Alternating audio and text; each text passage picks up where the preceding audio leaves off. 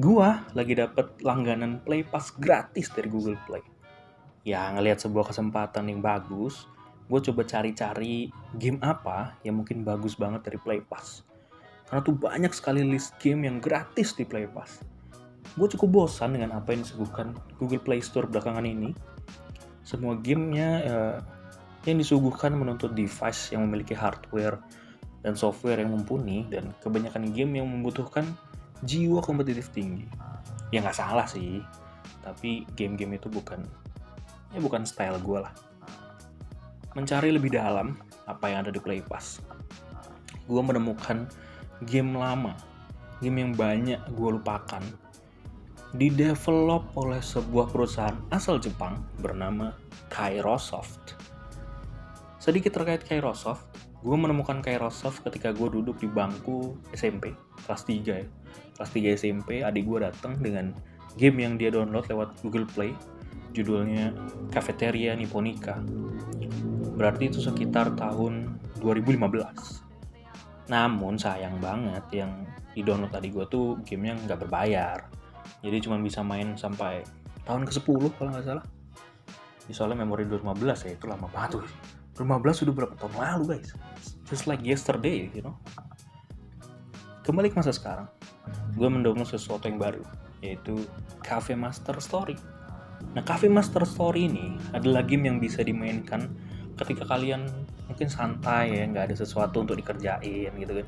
Hari-hari Sabtu, hari-hari Minggu. Cafe Master ini juga merupakan game yang dimana kita bisa menjadi pengurus cafe tentunya, dengan berbagai macam menu di dalamnya. Sebagai pemilik, kita bisa mencoba berbagai macam menu, berbagai macam bahan, mulai dari susu, biji kopi, madu, teh, ginseng, jahe, apapun bisa kita pilih.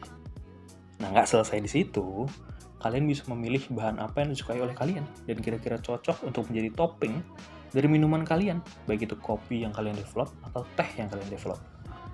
Nah, kalau misalkan ada pertanyaan nih, Gal, emang nggak ada nih resep pastinya gitu kan? Atau buat ngasal aja nih resepnya atau gimana? Gitu. Tenang aja bu, ada dong ya kan. Gue mencari resepnya juga dari fandom guys. Ternyata Kairosoft tuh sekarang punya fandomnya dan cukup ramai fandomnya. Jadi dari 2012, 2015 tuh Kairosoft ternyata udah punya fandom yang cukup aktif gitu kan. Dan untuk resepnya kalian bisa cek, nanti linknya bakal gue taruh di deskripsi. Sampai sini kira-kira kalian tertarik nggak? Kalau gue sih kalau udah sampai sini udah pasti tertarik ya. Gue akan langsung cobain nih game pasti. Nah, jangan khawatir karena kebahagiaan tidak sampai di situ saja. Bukan Kairosoft namanya kalau mereka nggak memasukkan combo design. Combo design dari apa? Combo design dari placement. Placement untuk menaikkan popularitas dari cafe kalian. Placement combo juga menentukan skor popularity ya, dan charm dari table yang dipasang di cafe kalian. Saya kasih contoh di video ini. Ada table yang skornya tinggi charmnya, ada yang rendah, ada yang sedang, susah, iya memang lumayan susah. Mobil, susah, iya memang lumayan susah karena ya kalian harus desain agar cafe kalian tuh table atau fasilitasnya nggak ada yang ketutup jalannya gitu ya. Nah, selain daripada itu, skor yang tinggi mempermudah kita ketika ada pembeli baru yang akan kita undang. Motor guys, sorry banget guys. Motor brong ini emang tai banget. Nah, selain daripada itu, skor yang tinggi akan mempermudah kita ketika ada pembeli baru yang kita undang untuk datang ke cafe. Itu akan mempermudah kita untuk mendapatkan skor satisfaction. Kalau caranya tinggi, otomatis skor satisfaction-nya lebih cepat dapatnya. Nah, lalu dapat dari mana nih pembeli baru, pengunjung baru ini? Nah, gue akan jelaskan sedikit tentang kota dari Cafe Master Story. Ada 5 kota dari Cafe Master Story, seperti yang ada di video ini ya. Itu setiap kota memiliki pengunjungnya masing-masing. Nah, setiap berpindah kota, otomatis pengunjung akan datang dengan sendirinya. Namun, tidak semua pengunjung datang ke cafe kita gitu aja. Nggak semuanya. Kairosoft ini pinter. Jago deh. Dia udah merancang sebuah meet up kita dengan beberapa pengunjung lewat menu yang disebut Troubles. Nah, dalam Troubles nanti akan ada banyak sekali masalah yang harus kita selesaikan agar kita dapat banyak hadiah menarik dari orang-orang yang kita bantu. Bisa berupa bahan masakan, resep masakan, Bahkan adik gue main dan dia dapet meja kayu, which is gue nggak dapet. Kemungkinan karena udah pindah dari kota satu, ya kota pertama yang lebih cepat mungkin gue pindahnya dari seharusnya. Dalam Troubles, kalian akan menemukan Michelin Judges. Siapa mereka? Michelin Judges ini juri lah ya. Ya kedok aja lah, kedok juri yang akan nilai minuman kita. Mereka datang gitu kan, keinginannya aneh-aneh. Ada yang minumannya harus pahit lah, manis lah, ada yang pengen hangat, ada yang pengen dingin, ada yang aromanya mesti kuat, platingnya mesti kuat gitu. Ya minta gratis, tapi bayarannya lumayan guys. Kita bakal dapat research point dan kita bakal dapat uang cukup gede. Yang terbesar sekarang ya yang gue mainkan itu sekitar 2000 research point dan 2 juta gold. Lumayan banget. Nah, kita masuk ke research point. Ini satu-satu yang penting juga nih di game ini. Research point bentuk itu musik. Ini berguna untuk melakukan apa? Jelas, untuk melakukan riset ya. Bisa riset makanan, riset untuk hire karyawan, riset untuk upgrade bahan masakan, dan juga untuk upgrade tukang masak dan tukang nyajiin. Gue kan masuk ke bagian dish lebih dahulu ya, karena di sini tadi gue jelaskan ada upgrade bahan masakan dan juga ada research makanan. Oke. Nah, dish di dalam Cafe Master banyak banget dish. Ada mulai side dish dan main dish. Contohnya ada ice cream, ada pizza, ada toast, ada bread toast, banyak. Nah, apa guna dish di Cafe Master ini? Ya buat dijual lah, emang apa lagi? Dish dalam game ini itu bisa kita upgrade ya. Tapi dishnya upgrade-nya tidak pakai research point, melainkan menggunakan bahan masakan dan quality upgrade seeds. Beda ya, research point digunakan untuk ngeriset dishnya. Nah, dishnya upgrade-nya nggak pakai research point. Emang susah, emang ribet, iya betul, ribet banget. Tapi inilah serunya game ini. Banyak elemen-elemen yang tidak terduga gitu ya.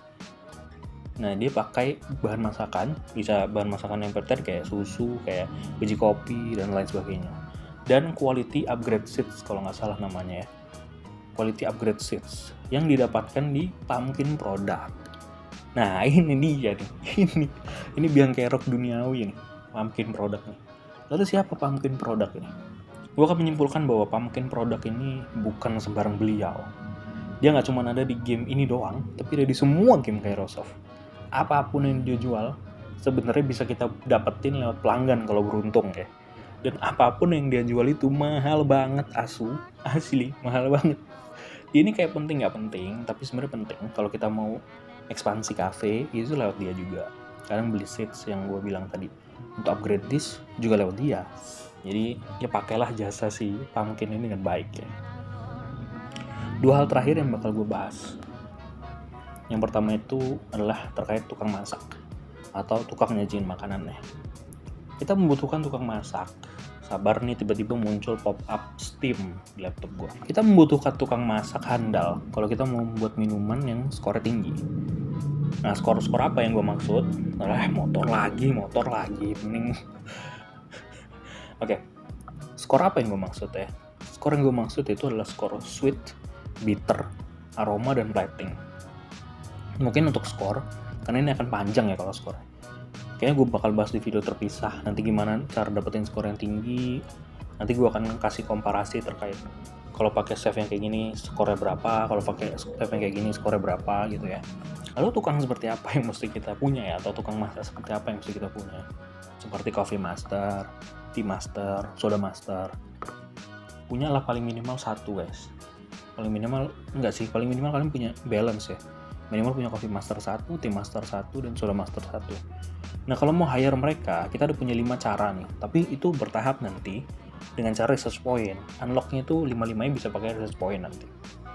Yang saya sarankan, atau gue sarankan untuk nge-hire mereka yang memiliki keahlian Tea Master 2, Coffee Master 2, dan Soda Master 2. Maksudnya levelnya itu nanti ada, seperti di video ini yang saya perlihatkan ini ada Tea Master 1, Tea Master 2, Tea Master 3 gitu ya.